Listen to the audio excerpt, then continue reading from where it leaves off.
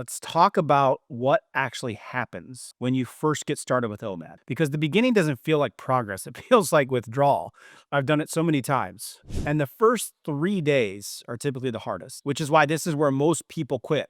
Not because OMAD doesn't work, but because their body is still stuck in this old routine. You probably spent years eating every couple of hours, never giving your digestive system a break. So when you suddenly go 23 hours without eating, your system doesn't say, we're fasting.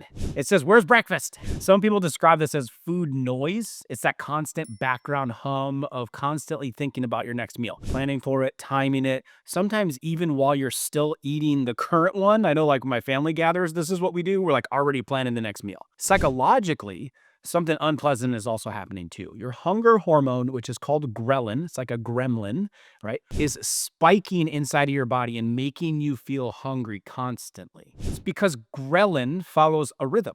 If you're always eating around 8 a.m. and then around noon and then around 6 p.m., then your body expects meals at those exact times. And when they don't come, sends out a surge of ghrelin to remind you to eat. Now, your body's fine. It doesn't actually need food. It's going to survive, but you're probably still going to feel like you're starving for the next few days. You might experience some headaches, energy could dip, lightheadedness, cravings that feel just totally irrational.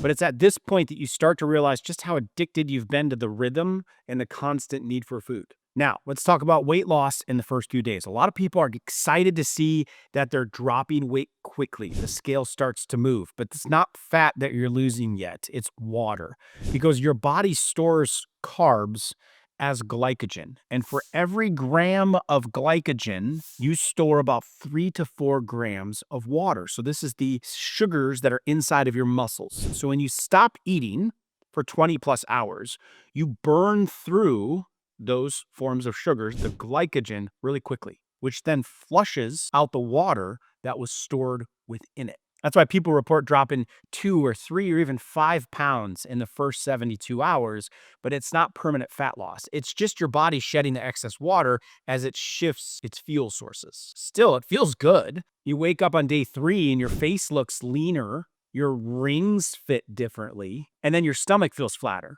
Now, here's the trap. That first drop in weight can create unrealistic expectations. Some people start thinking, well, I lost 4 pounds in the first 3 days. I'm going to be down 40 pounds in a month. But that pace of weight loss slows down. It's very normal. The goal in the first 3 days isn't to drop massive weight. It's to make it through the transition. Once your body adjusts is the part that changes everything. Days 4 through 7, that's where the shift begins to happen. If you made it to day 4, congratulations, you're already doing better than most people who try to eat 1 meal a day. I've got good news. This is the point where the intense hunger that you felt early starts to fade. Not completely, but enough that you can finally start to think straight.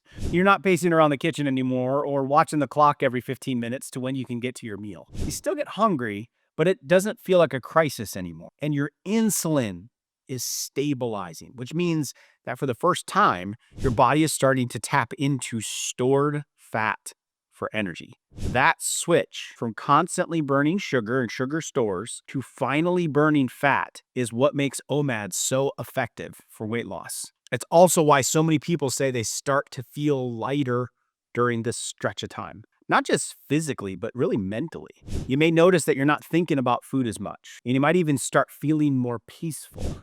Like your brain finally went quiet and you have some space to think again. By the end of the first week, a lot of people will report less bloating, a flatter stomach, better digestion, easier sleep, and even energy smooth across the whole day. But don't let up there. This is the point where it's tempting you to say, okay, I made it. I feel good. I'll just eat normally again tomorrow.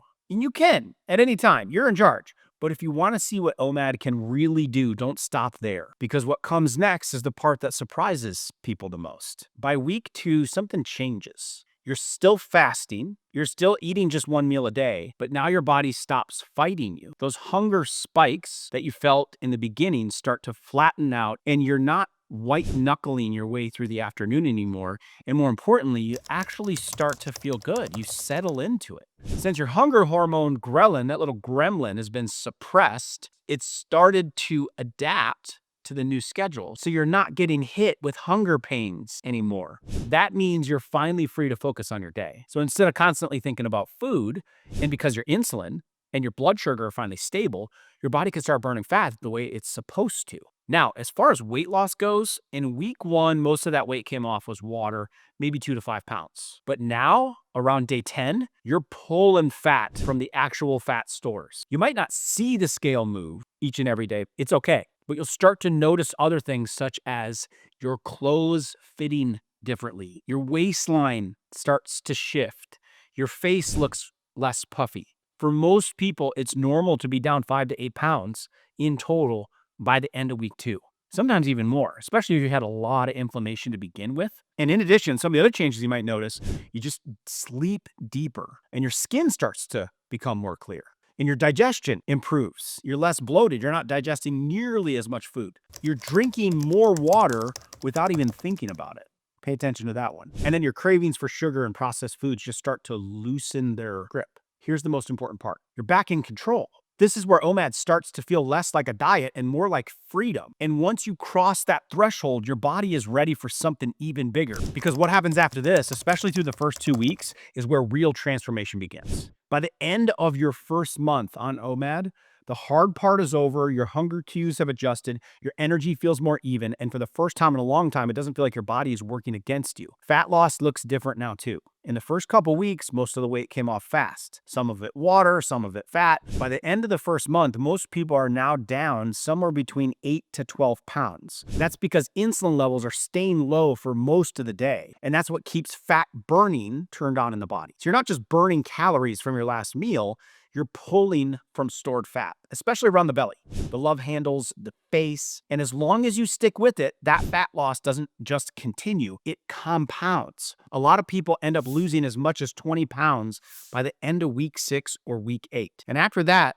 many continue to lose a pound or 2 per week, going into month 2 and beyond. Okay, now that you know what to expect day by day, week by week, the next step is to put it into practice the right way. If you want help with that, grab a copy of the free guide that shows you exactly how to get started with OMAD, how to work your way into it if you're not ready to make that big jump all of a sudden. That's called rotational fasting, and we work up to 1 meal a day. And we slowly curb your consumptions and then show you what foods and meals to focus on. Because when you do have that meal once a day, we want it to be very quality and full of nutrients. And then the most common mistakes that can slow down your results. I'm going to include a link to that guide in the description below for you. Now, while OMAD can be a powerful fat loss tool, it does have one catch. Because you're only eating once a day, it gets a lot harder to hit your protein need. And that can make it easier to lose muscle along the way with the fat.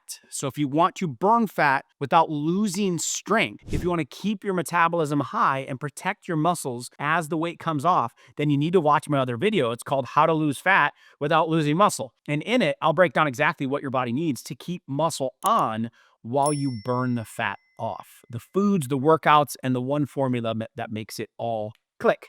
So click here to watch it next, and I'll see you there.